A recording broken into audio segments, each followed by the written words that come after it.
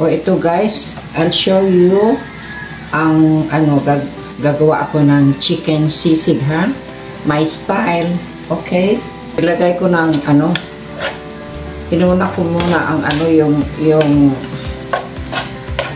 sibuyas ba, yung onion. Yan. Tapos pagkatapos ng onion, yung mga after 2 minutes nilagay ko itong giniling na chicken. Style ko ito kasi yung iba syempre dadaan ng medyo mahabang proseso, kaya ayaw ko muna yun. Ito na lang kasi nagmamadali ako. Kaya ang ginagamit ko ay giniling na chicken. So ito kailangan yung bang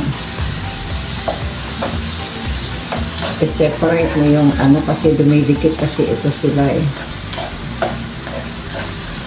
Tapos lagyan ko ng ganito itong chicken cubes. Ayan, dinuro ko muna yan para ma-mix ka agad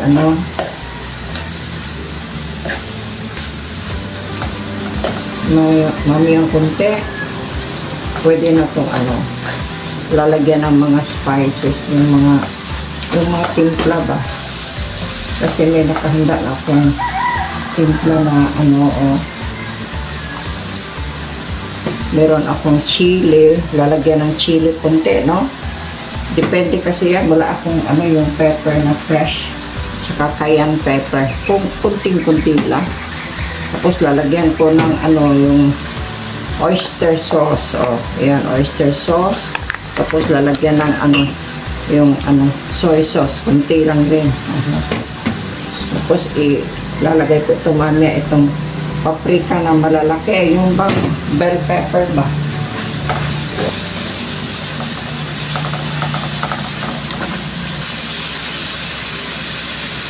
So kunting lang.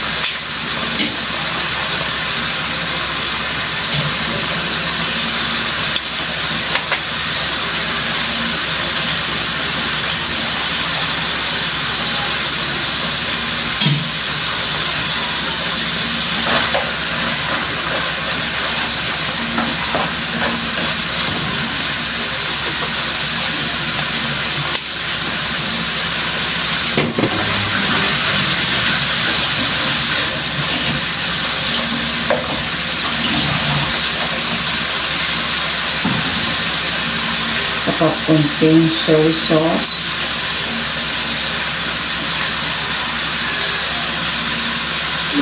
Mga 1 tablespoon lang.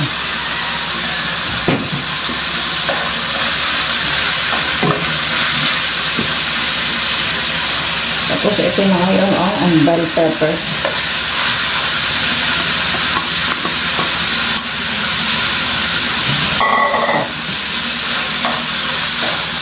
Ihalo mabuti, no?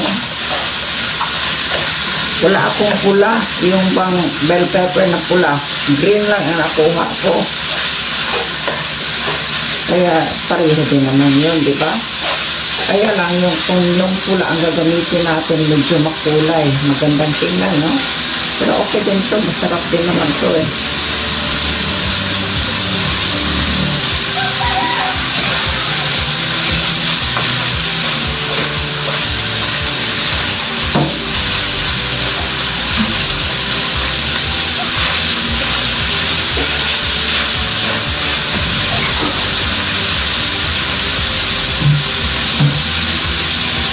Sa ngayon, ito yung calamansi juice na hinanda ko, no?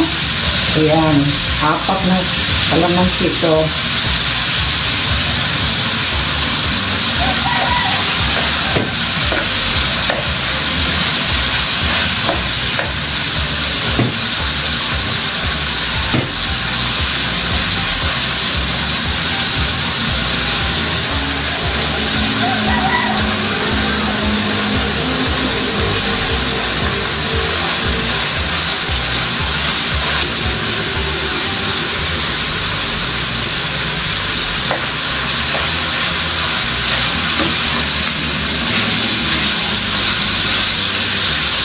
At ito ngayon, ang pang-last, no? Ito ang another half of the onion na hinanda ko.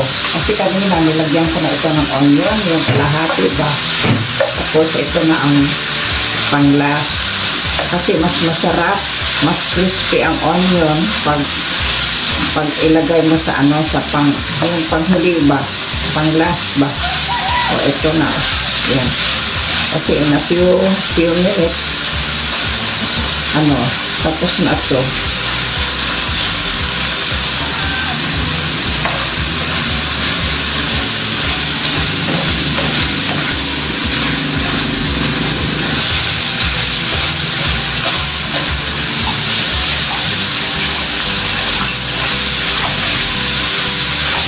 O, tapos na.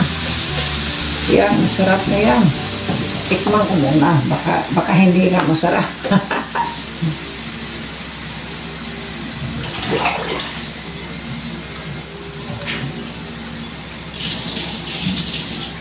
Wow. Ito ang gusto ko, mas crispy ang anong onion ba. Medyo matamis-tamis itong onion, di ba? Yeah, masarap. Masarap talaga. Ayan. Subukan nyo guys.